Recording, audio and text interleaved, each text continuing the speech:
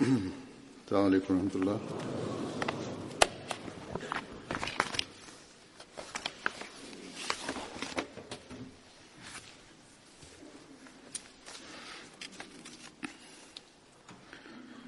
أشهد أن لا إله إلا الله وحده لا شريك له وأشهد أن محمدا عبده ورسوله أما بعد فأعوذ بالله من الشيطان الرجيم بسم الله الرحمن الرحيم الحمد لله رب العالمين الرحمن الرحيم مالك يوم الدين إياك نعبد وإياك نستعين اهدنا الصراط المستقيم صراط الذين أنعمت عليهم غير المغضوب عليهم ولا الضالين.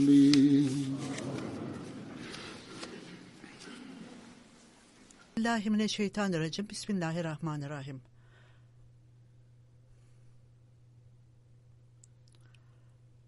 Huzur, bugünlerde Batı medyasında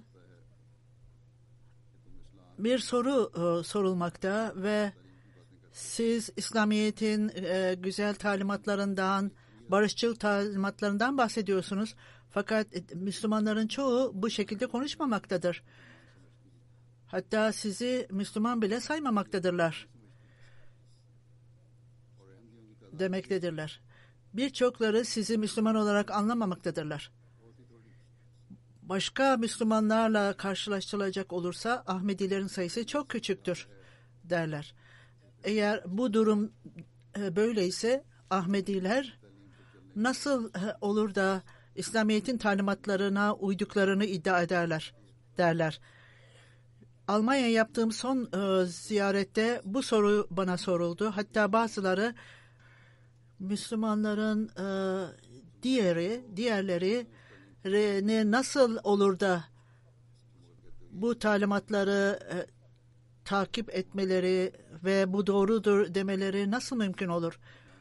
Sizin cevabınız İslamiyet'in konuştuğumuz talimatları Kur'an-ı Kerim ve Resul-i Ekrem sallallahu aleyhi ve sellem'in hadisleri tarafından ve ayrıca sünnetleri tarafından desteklenir ve bu da ispat edilmektedir. Bu öyle hikaye değildir.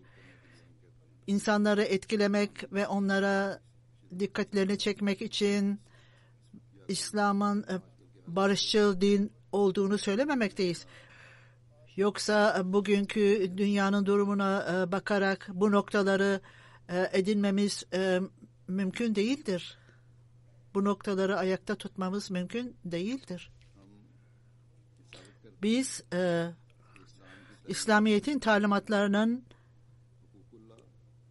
daima her zaman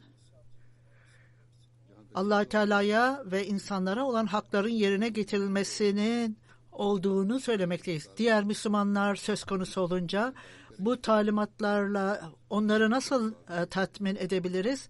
Bunun cevabı Resul-i Ekrem sallallahu aleyhi ve sellem önceden verdiği habere göre Müslümanların çöküntüye uğradığı bir dönemde vaat edilen Mesih Aleyhisselatü Vesselam'ın gelmesi gerekirdi. O Müslümanlara ıslah edecek ve ayrıca İslamiyet'in gerçek mesajını bütün dünyaya yayacaktır. Resul-i Ekrem sallallahu aleyhi ve sellem'in bu önceden verdiği haber çok mükemmel olarak gerçekleşmiştir Ve işte o zaman da durum böyleydi ve vaat edilen Mesih Aleyhisselatü Vesselam Mehdi Maud gönderildi. Onun gelişinden sonra bizleri İslam'ın talimatlarını gerçek olarak anlamamızı sağladı ve İslam'daki her talimatın hikmetini bize anlattı. Bizler Ahmedi Müslümanlar olarak vaat edilen Mesih Aleyhisselatü Vesselam'a inandık. Bu talimatlar çerçevesinde biz bu talimatları hem Müslümanlara hem de Müslüman olmayanlara vermekteyiz. Bizim görevimiz tebliğdir ve misyoner işidir ve yaptığımız da budur ve inşallah bunu yapmaya da devam edeceğiz. İlahi olarak tayin edilen cemaatler ve peygamberlerin cemaatleri bir günde ilerlemez veya yayılmazlar. Onların sayıları yavaş yavaş artar. Sizler nasıl insanları bu talimatları, diğer Müslümanların bu talimatları takip etmelerini sağlayacaksınız derseniz, Ahmediye cemaati milyonları bulmuştur. Çoğunluğu diğer İslamiyet'in azınlıklarından gelmişlerdir. Gerçek mesajı anlayanlar, İslamiyet'in gerçek talimatlarını anlayanlara açıklanmıştır bu talimatlar ve Mesih Aleyhisselatü Vesselam'ın iddiasını ve Resul-i Ekrem sallallahu aleyhi ve sellem'in önceden verdiği haberler onlara açıklanmıştır. Bunların arasında, Müslümanlar arasında şimdi cemaate çok büyük sayıda katılmakta ve ayrıca diğer dinlerden de cemaate gelmektedirler. Onlar devamlı olarak cemaate girmektedirler. Allah-u Teala inşallah bu azınlık büyük bir çoğunluk haline gelecektir. Bu Allah-u Teala'nın sözüdür. Bunun örneğini her gün görmekteyiz ve her yıl görmekteyiz. Yüzlerce binlerce kişi cemaate katılmaktadır her yıl ve bunların çoğunluğu Müslümanlar arasındadır. Ve buna rağmen esas olarak sınırlı kaynaklarımız vardır. Misyoner sayımız çok azdır. Fakat buna rağmen Allahü Teala olağanüstü söz veren sonuçlar yaratmaktadır. Bazı insanlar cemaate geldiğinde Allahü Teala bunları rüyalar vasıtasıyla cemaate katılmaktadırlar. Onlar kendileri cemaate gelmişlerdir ve vaat edilen Mesih Aleyhisselatü Vesselam'ın gerçek anlayışını onlara Allah-u Teala göstermiştir. Bazen belli bir müddet sonra yeniden o rüyalarını hatırlamakta, bazen bu rüyaları daha çocukluklarında veya gençlik yıllarında görmektedirler ve uzun bir müddet sonra bu rüyayı hatırlamaktadırlar ve ondan sonra biat etmektedirler. Bazı insanlar bunu önceden bildiklerinde istihare yaparlar ve Allahü Teala'dan hidayet isterler ve Allahü Teala'nın hidayetiyle cemaate gelirler. Bazıları misyonerleri dinlerler, bizim muallimlerimizi dinlerler, tebliğleri dinlerler, radyoları dinlerler, televizyonu dinlerler ve bu kampanyaya katılırlar. Bütün bu mesajı dinledikten sonra Allah-u Teala onların kalplerini açar, Ahmediyeti açar. Bazı insanlar muhaliflerin muhalifliği neticesinde sonlarına bakarlar ve Ahmediyeti kabul ederler. Bazılarına alametler gösterilmiştir. Allah-u Teala vaat edilen Mesih Aleyhisselatü Vesselam'a sana onur vereceğim ve senin sayılarını yükselteceğim buyurmuştur. 1893'lerde cemaat onunla ilgili olarak çok az kişi onu biliyordu ve böyle bir iddiası da yoktu o zaman vaat edilen Mesih sallallahu aleyhi ve sellem. Kataballahu la'lebennehu ve ana resuluhu demişti. Allah Teala'nın kaderi, ben hakim olacağım ve benim peygamberlerim de hakim olacaktır buyurmuştu. Böyle bir iddia yoktu o zaman. Mesih veya Mehdilik iddiasında bulunmamıştı o zaman. La mubeddillahi kelimetullah. Hiç kimse Allah Teala'nın kaderini değiştiremez veya erteleyemez.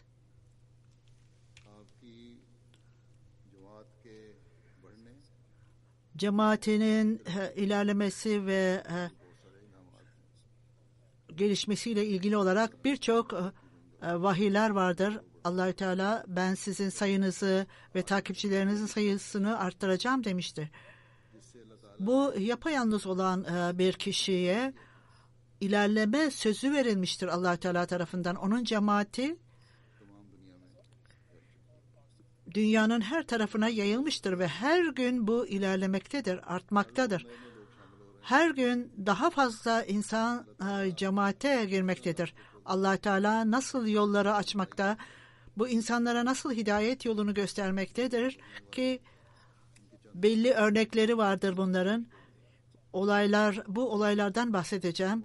Rüyalar vasıtasıyla insanların örnekleri, bu rüyalar vasıtasıyla inanan insanlardan bahsedeceğim. Kazan'dan misyonerimiz yazmaktadır. Sansuluz o kişinin ismi. Onunla tebliğ ilişkimizi kurmuştuk. Soru cevap oturumu yapmıştık. Bir müddet sonra biat etti. Onun biadının olayını şöyle anlatmaktadır. Allah-u Teala bana rüyamda, ben Suriye'deyim ve iki grup insan birbiriyle savaşmaktaydı. O zaman da üçüncü grup gelerek her ikisine tavsiyede bulunmakta ve siz adaletsizlik yapmaktasınız. Siz insanları öldürmekle adaletsizlik yapmaktasınız ve bunu durdurun ve aranızda anlaşın. Her iki grup da silahlarını attılar ve sonra birbirlerini kucakladılar. Bununla ilgili olarak bu Kazanlı Rus bu üçüncü grup nedir? Her ikisi arasında savaşan iki grup arasında barışı sağlayan kimdi? Bana onların Ahmediye cemaati olduğu söylendi. Başka bir rüyada tam yağmur yağmak üzereyken bir ses duydum. Ahmediyet gerçek yoldur. Ondan sonra biat ettim. Fransa'dan bir hanım Malika, o Ahmediyeti nasıl kabul ettiğini açıklamaktadır. Bütün ailem Ahmediyet'in mesajı bütün aileme ulaştı. Bu referansla bütün ailemizde birçok kereler bu konuyu tartışıyorduk ve Allah-u Teala şu kişiyi yöneltti ve onlar cemaate katıldılar. Ben bunları dinliyordum fakat hiçbir şey söylemiyordum. Bir gün Allah-u Teala'ya dua ettim. Beni de ya Rabbi doğru yola getir. Eğer Ahmediyet doğru yol mudur değil midir? 2-3 gece Allah-u Teala bana birbiri ardınca 3 rüya gösterdi bana. İlk rüyamda kıyamet günündeydik. Her yerde karma karışıklık vardı. Kardeşlerim ve erkek kardeşlerim hiçbir zaman rahatsız olmamışlardı. Onlar çok mutluydular. Halbuki ben ağlamaktaydım ve bu durum çok tehlikelidir ve çok kötüdür. Fakat onlar son derece mutluydu. Bizler Ahmediye cemaatinin toplantısına gittik diyorlardı. Rüyamda onları tuttum ve kucakladım ve yine Ahmedi olan kız kardeşim namazını kıl, bu doğru yoldur. 3. gece gördüğüm rüyada ben kız kardeşlerim ve erkek kardeşlerimle oturuyordum ve sanki Allah-u Teala elime bir şey yazmıştı. Bu rüyadan sonra kalbim tamamen mutmain oldu, tatmin oldu. Bu Ahmediye cemaatinin gerçekliğiydi ve ben biat ettim. Şimdi bütün aile Allah Teala'nın lütfuyla Ahmedi oldu. Abdülaziz Traveli Bey Ahmediyete hizmet etmektedir. Şöyle diyor. Yaşlı bir kişi Amara Traveli Bey bir gece rüyasında bazı Araplar kendi köyüne geldiler ve rüyasında bazıları bu insanlar gerçek Arap değildir demişlerdi. Bu insanlardan uzak durun demişti. Bu dönemde ben yine bir ses duydum. Eğer Allah Teala'yı bulmak istiyorsan bu insanlar vasıtasıyla bulursun. Bu rüyadan birkaç gün sonra Ahmediye cemaatinin misyoneri bu köye geldiler. Oraya geldiklerinde bu insanlar Müslüman değildir. Onlar biliyorlardı Ahmedi misyoner olduklarını. Bunlardan uzak durun. Bu bizim mollaların kararıdır. Bunu gördüklerinde bu rüyayı hatırladı. Birkaç gün sonra biat etti ve cemaate katıldı. O fil dişi sahillerindeki calsaya katıldı ve çok büyük bir bağlılıkla oraya katıldı. Kongo, Brezilya'da Beşir Sakla sahip şöyle diyor. İlk kez 2014 yılında yerel calsa salanaya katıldım. Orada Hz. İsa Aleyhisselam'ın öldüğünü öğrendim ve o bir daha yeryüzüne inmeyecektir canlı olarak. Ayrıca ben Resul-i Ekrem sallallahu aleyhi ve sellem'in öyle bir zaman gelecek ki Müslümanlar bölümlere ayrılacak, gruplara ayrılacak ve İslam sadece isim olarak kalacaktır. O zaman vaat edilen Mesih Aleyhisselatü Vesselam gelecek ve sadece onun cemaati doğru yolda olacaktır. Ondan sonra ben cemaatin kitaplarını okumaya ve çalışmaya başladım ve böylece cemaatin gerçekliğini anladım. Bu dönemde bir gece rüyamda bana çok güzel bir beyaz güzel bir elbise verdi ve ondan sonra Ramazan ayında bir otobüste seyahat ediyordum ve bir müddet sonra bu arabanın anlamı haberleşmedir. O zaman bu doğru yoldur çünkü bu bir yere gitmenin anlamıdır. Cemaate yeni gelen Ramil Bey kendi Ahmediyeti kabul etmesini şöyle anlamaktadır. Ben Müslüman bir ailede doğdum. İslam hiç de öyle benim için bir yeni din değildi fakat dinin amacını ve ihtiyacını hiç duymadım. Hiç düşünmemiştim. Kırgızistan cemaatinin başkanı oradaydı. Orada belli konularla ilgili konuştuk. Dinle ilgili olarak da konuştuk ve ondan sonra İslamiyet'in gerçeği bana onun konuşmalarından açıklanmış oldu ve Müslümanların, bu çağdaki Müslümanların hiç de İslamiyet'in talimatlarına uymadıklarını anladım ve onunla konuşmakla sorumun cevabını anladım ve Resul-i Ekrem sallallahu aleyhi ve sellem ve Resul-i Ekrem sallallahu aleyhi ve sellem'in sünnetiyle ilgili olarak ve ayrıca hadis kitapları vasıtasıyla bunun cevaplarını, ayrıca vaat edilen Mesih Aleyhisselam'ın kitapları vasıtasıyla, ayrıca 5. Halife Hazretleri'nin Cuma hutbelerini de dinleyerek bu yolla Kur'an-ı Kerim'i ilk kez okudum ve ben bir gün biat etmeye karar verdim ve aynı gece rüyamda babamın arkadaşı belli bir yönü gösteriyordu ve orada bir işaret var. Fakat hiç kimseye söyleme çünkü teröristler oraya gelerek orayı tahrip edebilir diyordu bana. Ve ben oraya gittim ve o işareti gördüm. Orada büyük bir bahçe vardı. Sanki kelebek gibi insanlar uçuyordu.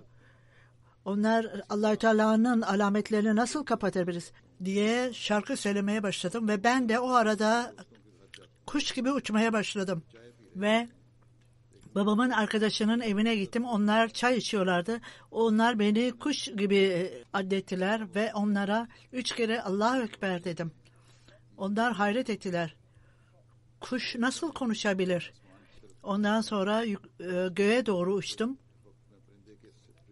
Ve ondan sonra ansızın bir melek oldum ve ondan sonra yeryüzüne baktım ve bütün insanlar ölmüştü ve hiç kimse canlı değildi. Ve o şöyle diyor. Ondan sonra rüyamda sonra evime geldim ve evime girdim ve ondan sonra uyandım. Bu rüyadan sonra Allah-u Teala bana manevi güç vermişti. Ve bundan sonra biat ettim ve Ahmediye cemaatine katıldım. Mısır'dan Abdülhadi sahip Ahmediyeti bilmeden önce uzun bir müddet önce rüyamda bir çöldeydim ve bir yerde yürümekteydim ve orada çok dindar bir kişi geldi ve beni o yoldan alarak başka bir yola koydu. Tuhaf olan şey herhangi bir karşılık vermeksizin o yeni yolda yürümeye başladım ve o kişinin beni getirdiği yolda yürümeye başladım. Bunun nedeni çok nazikçe davranışından dolayı beni kötü bir sondan kurtarmıştı ve o beni büyük bir hidayet ve nimet yoluna koymuştu. Bir müddet sonra yüce bir yere geldim ve ondan sonra geçmiş arka yoluma baktığımda çok zalim bir kişiyi gördüm ve orada bazı insanlara zorla işçilik yaptırıyordu ve eğer bu kişi beni buraya götürmemiş olsaydı bugün bile ben orada olacaktım ve bu zulmün konusu olacaktım. Rüyamda belki de bu takva sahibi insanın Musa Aleyhisselam olduğunu düşündüm. Bir müddet sonra cemaatle tanıştığımda bu gittiğim yol beni tahribata götürüyordu. Bu dindar kişinin beni getirdiği yol vaat edilen Mesih Aleyhisselatü Vesselam'ın yoluydu ve bu yeni yol Ahmediye'nin yoluydu. Huzur, bu örnekleri ben size söylüyorum. Kazakistan, Kırgızistan ve bazı Avrupa ve Batı Afrika'da, Merkez Afrika'da ve Arap ülkelerinde insanlar farklı ülkelerden, milletlerden değişik dilleri konuşmaktadır ve fakat bu insanlara bu hidayet aynı şekilde hidayet verilmektedir. Bu hidayeti kim vermektedir? Hiç şüphesiz Allah-u Teala'dan gelmektedir bu hidayet. O vaat edilen Mesih Aleyhisselatü Vesselam'a ben senin takipçilerine sayısını arttıracağım demişti. Monaco'dan bir Ahmedi kendi biatını anlatmaktadır.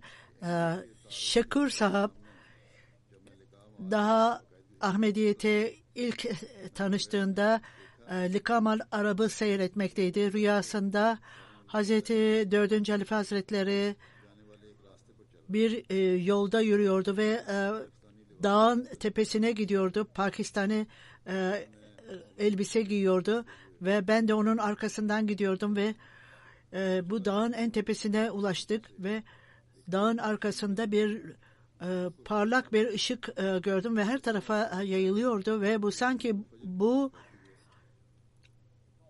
bir gün ışığı gibiydi ve biraz korkmuştum ve adımlarım yavaşlamıştı. Huzur bunu hissetmişti ve 4. Halife Hazretleri bana benim korkumu hissederek geriye döndü ve o parlayan yüzüyle ben son derece heyecanlanmıştım. Fakat diğer taraftaki dağın öbür tarafından ışık geliyor. O beni takip et, üzülme dedi. Elhamdülillah bütün bu tehlikelere rağmen bu rüyamda Likamal Arab'ı seyretmeye devam ettim ve huzuru takip ettim ve sonuç olarak Ahmediyet'in tanımı geldi. Ahmediyeti mümkün olduğu kadar hemen kabul etmek istemiştim ama biat sözlerini tekrar ettim ama bu kelimeler İngilizceydi ve bu yolla biat etmekten tatmin olmamıştım. Fakat gerçek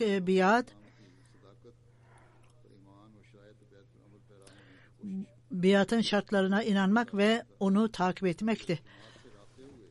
Ben cemaatle ilişki kurduğumda Allah Teala hanıma Ahmediyeti kabul etmeyi nasip etti. Her ikimiz de 2010 yılında tam olarak biat formunu doldurarak gönderdik. Doktor İcaz Kerim sahip Cezayir'den kendi biatını şöyle açıklamaktadır. O Ahmediye cemaatinin genel sekreteridir. O hapisteydi son zamanlarda.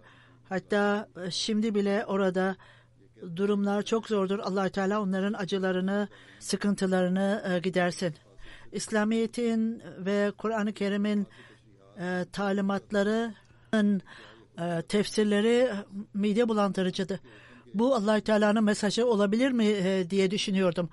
Bir Ahmedi arkadaşım vasıtasıyla vaat edilen Mesih Aleyhisselatü Vesselam'ın yazılarını öğrendim ve bu tefsiri okumadan önce vaat edilen Mesih Aleyhisselatü Vesselam'ın tefsirini okumadan önce Allah-u Teala'ya dua ettim ve beni doğru yola ilet dedim. Ne kadar okumuşsam o kadar kalbimde tatmin vardı. Bütün vücudum titriyordu ve bu insanoğlunun yazması değil, esas olarak ilahi bir yol göstermekti. Biatı imzalamadan önce istihare yaptım ve rüyamda arkadaşımla birlikte bir şehirde gidiyordum ve bizimle beraber ışık, nur geliyordu. Bu dönemde bir telefon geldi ve Hazreti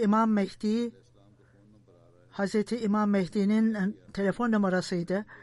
Ben onu çağıracağım. Eğer bana cevap vermezse o gerçek kişidir. Aksi halde değildir. Ondan sonra peygamberler böylece çağrılmaz diye düşündüm. Fakat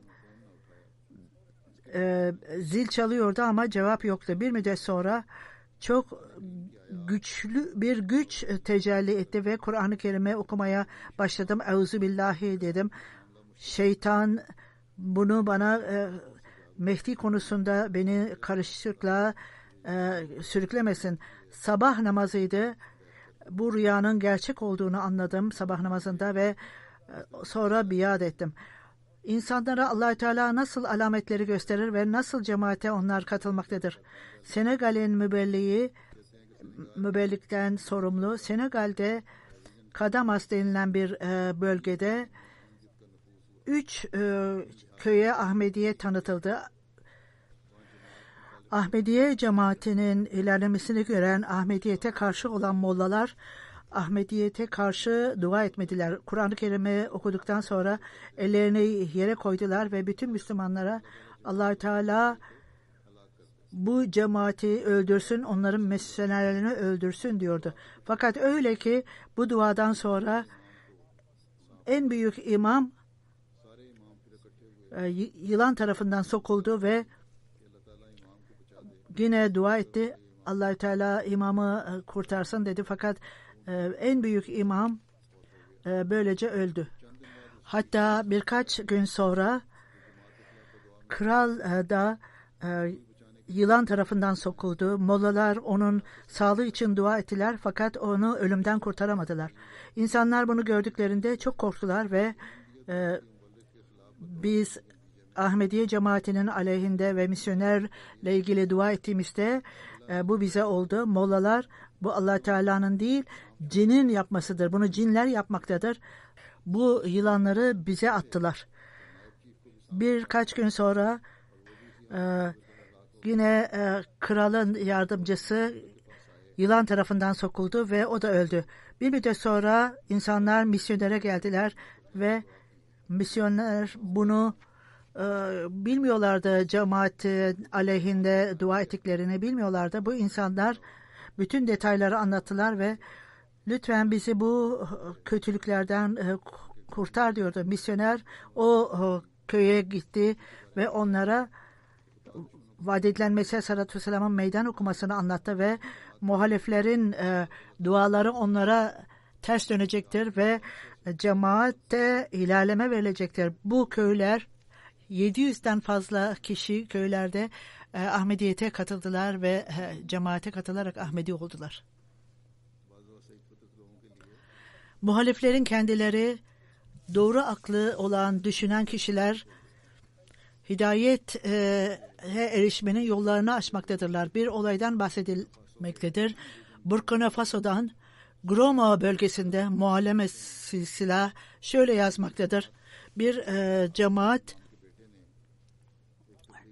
Vahabi imam, bazı insanlar Vahabi imamın toplantısına katıldılar ve bu mollalar, PhD yapan mollalar orada tartışma vereceklerine onlar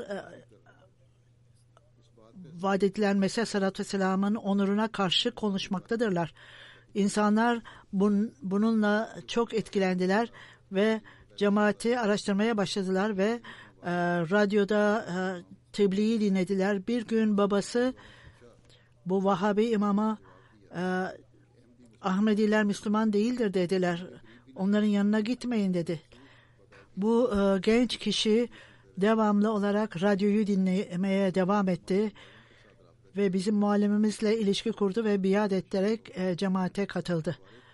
Babası bunu duyduğunda ona karşı kötü sözler kullandı ve onu evinden attı. Birkaç gün sonra annesi oğluna telefon ederek sen buradan gideli evin huzuru kaçtı, gel de babanla anlaş dedi.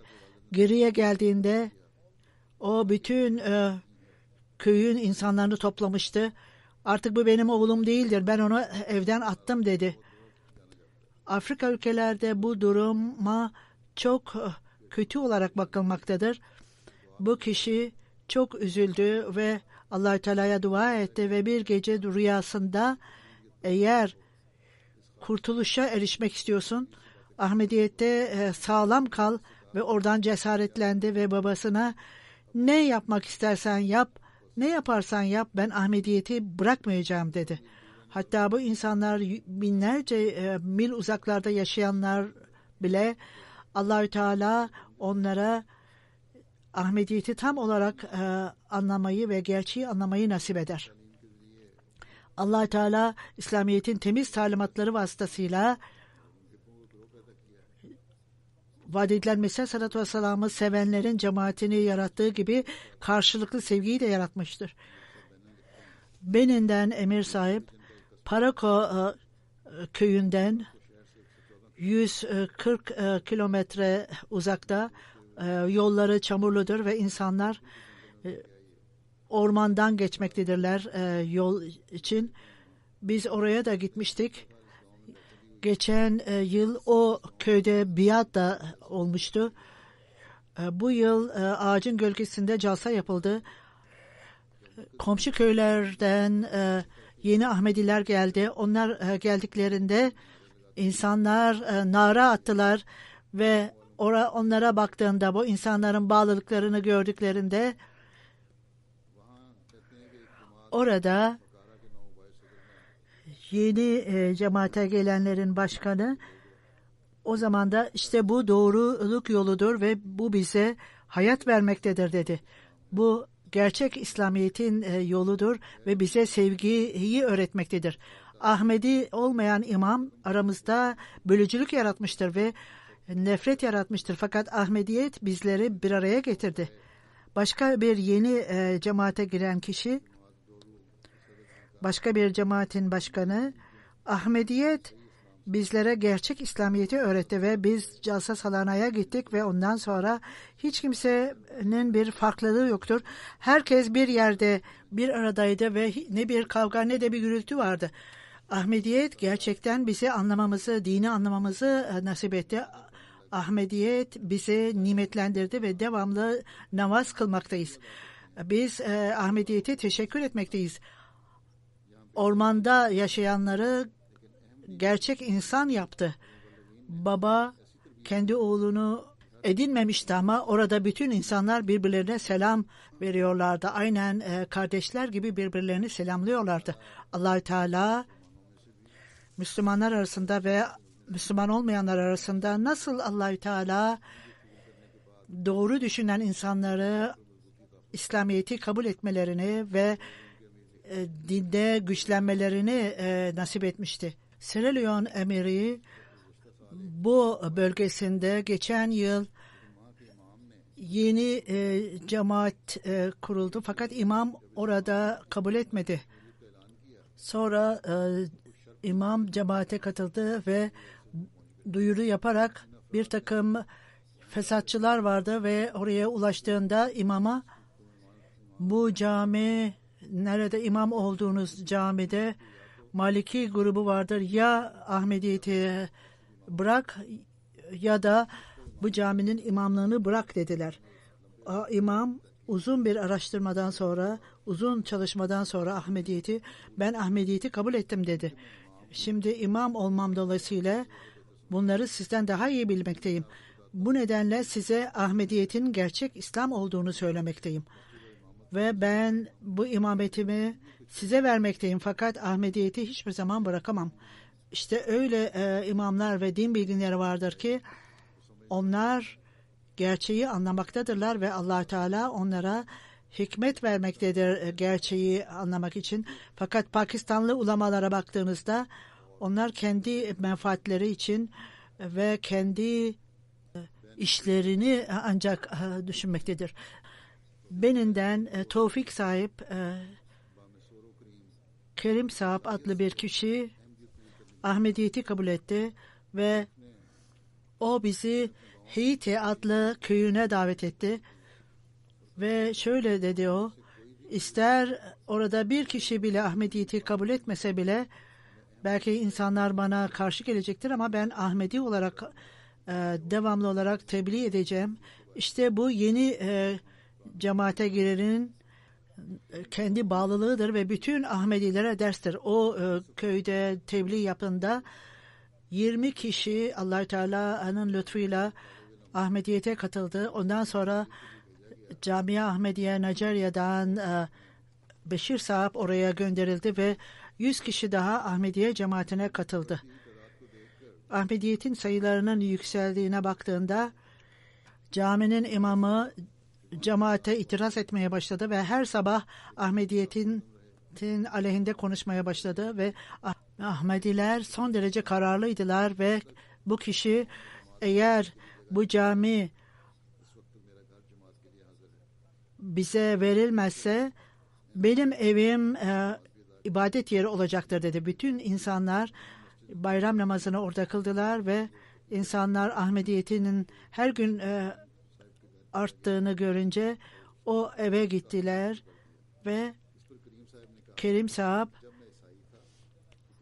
ben Hristiyanken daha önceden hiçbir zaman bana İslamiyet'in mesajını vermemiştin.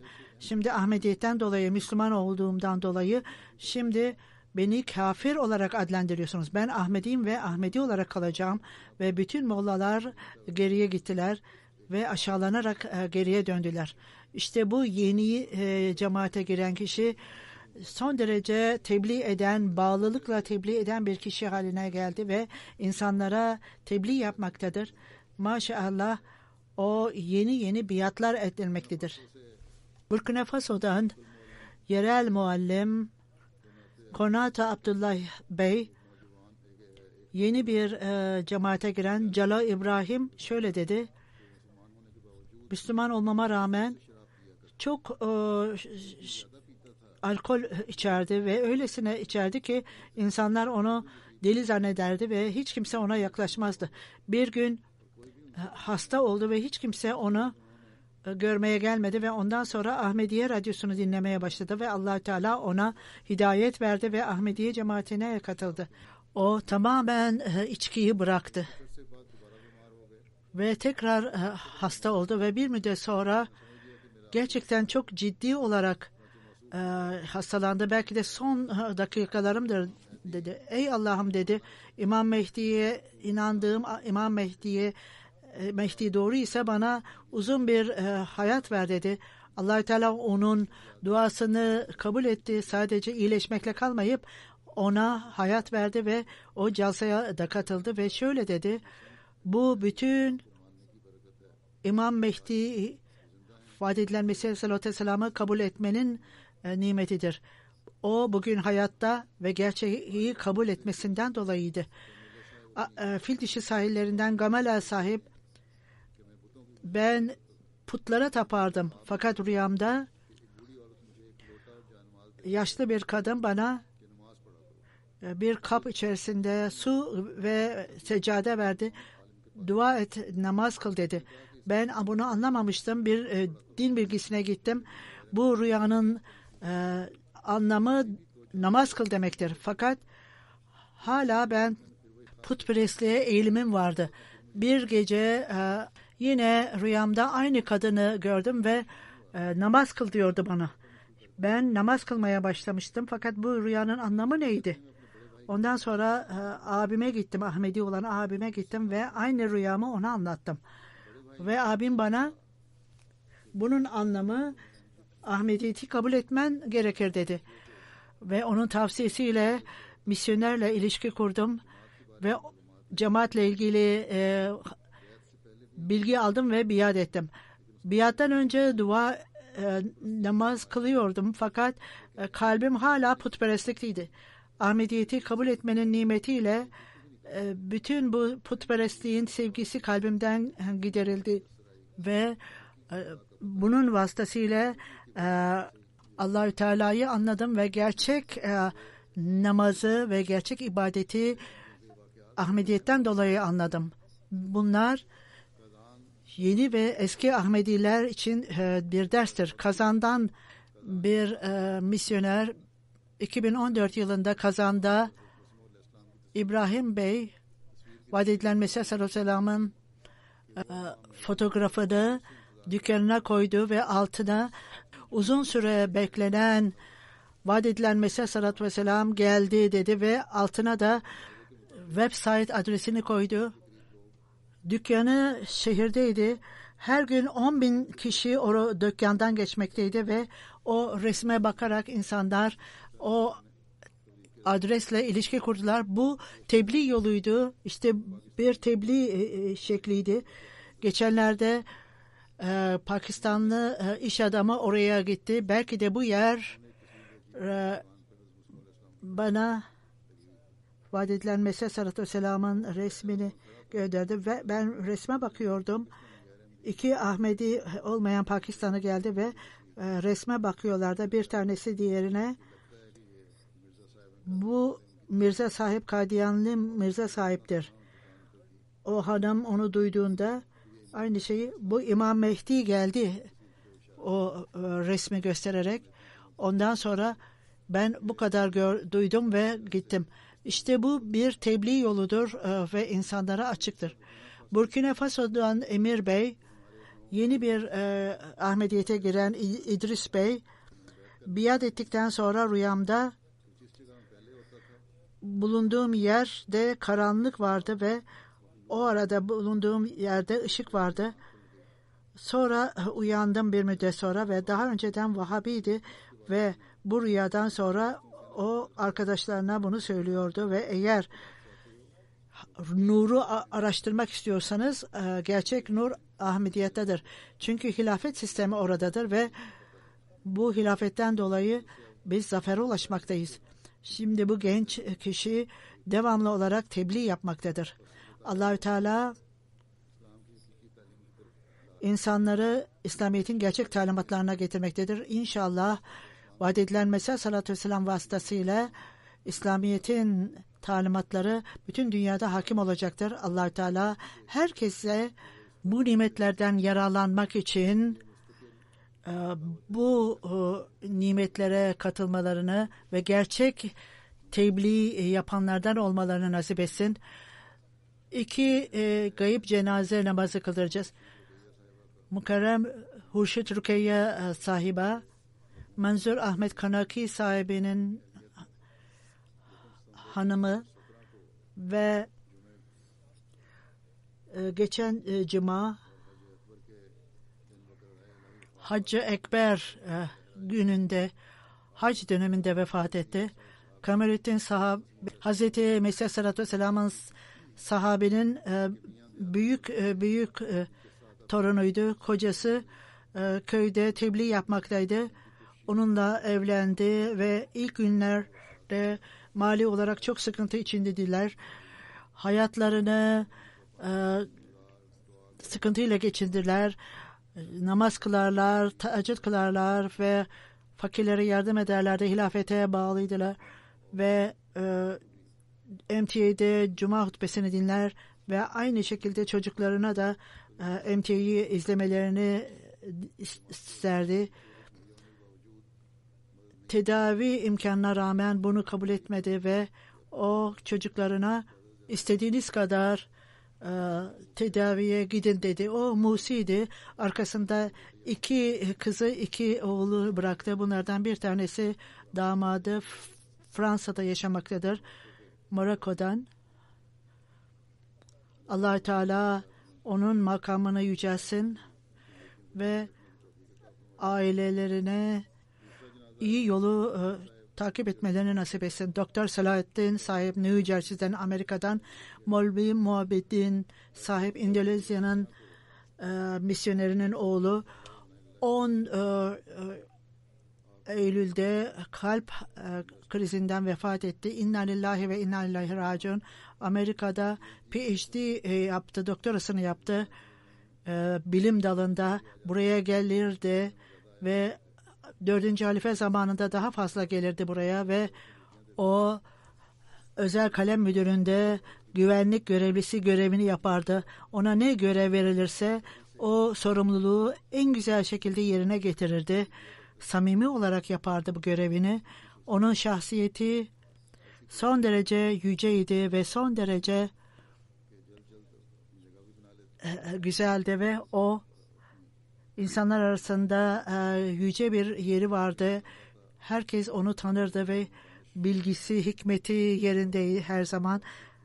Ve her zaman o bilgisine rağmen çok önemli bir kişiliği olmasına rağmen son derece alçak gönüllüydü. O her türlü insanla konuşurdu. Söylediğim gibi o 4. Halife Hazretleri zamanında özel kalem müdüründe hizmet görerdi. Ayrıca güvenlik görevliliği yapardı. Uzun süre orada çalışmıştı. Amerika'nın emiri şöyle yazar. Dr. Salahattin Bey New Jersey cemaatinin üyesidir. Birçok calsalarda mutfakta bile yemek hazırlardı. Calsa Salana'da son derece onun hizmeti bize örnektir. O yüce yerlerde çalışacağına hiç kendini düşünmeden vaat edilen Mesih Aleyhisselatü Vesselam'ın misafirlerine hizmet ederdi. O benim makama ihtiyacım yoktur. Bana ne ihtiyacınız varsa, hangi hizmette ihtiyacınız varsa onu yerine getiririm diyordu. Ben onu çocukluğundan beri bilirim.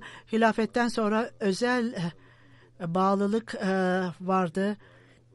Hilafet için sevgisi vardı. Allah Teala onun makamını yükseltti. O evlenmemişti ve Allah Teala onun kız kardeşlerine sabır versin ve bütün Molla Muhammed'in sahibinin nesillerine onun iyi yolunu takip etmesini nasip etsin. Elhamdülillah, elhamdülillah, nahmaduhu ve nestainuhu ve nestağfiruhu ve nu'minu bihi ve netevekkalu aleyh ve na'udzu billahi min şururi enfusina ve min seyyiati a'malina. من يهده الله فلا مضل له ومن يضلل فلا هادي له ونشهد أن لا إله إلا الله ونشهد أن محمدا عبده ورسوله عباد الله رحمكم الله إن الله يأمر بالعدل والإحسان وإيتاء ذي القربى وينهى عن الفحشاء والمنكر والبغي يعظكم لعلكم تذكرون اذكروا الله يذكركم وادعوه يستجب لكم ولذكر الله أكبر